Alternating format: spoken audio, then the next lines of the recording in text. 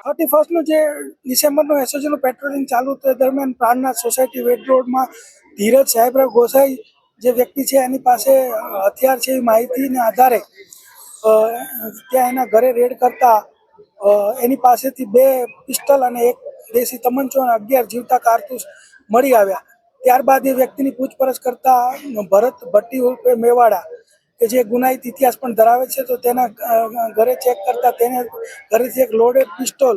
અને 3 કારતૂસ મળી આવ્યા છે ને એ બંને આરોપીઓને ધોરણસર અટક કરી કાયદેસરની કાર્યવાહી કરવામાં આવેલ છે। સર, આરોપી કોણ છે, શું ગુનાહિત ઇતિહાસ છે એમનો? આરોપીમાં જે ભરત પટ્ટી ઉર્ફે મેવાડા જે છે તે એક દેશી દારૂનો ધંધો કરે છે। તેના વિરુદ્ધમાં 13 જેવા ગુનાઓ નોંધાયેલા છે અને 4 વખત એની પાસા થયેલી છે। તે ઉપરાંત જે ધીરજ ગોસાઈ છે એના ઉપર પણ એક ગુનો નોંધાયેલો છે અને 1 વખત એની પાસા થયેલી છે। તે ઉપરાંત ભરત પટ્ટીને વિગતે પૂછપરછ કરતા કે શા માટે તે હથિયાર રાખતો હતો તો સૂર્યા મરાઠી અને મનુ ડાયાની જે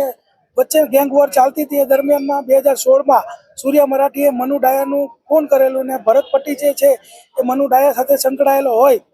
અને એને સૂર્યા મરાઠીના ગેંગના માણસો એના ઉપર એટેક કરે એવી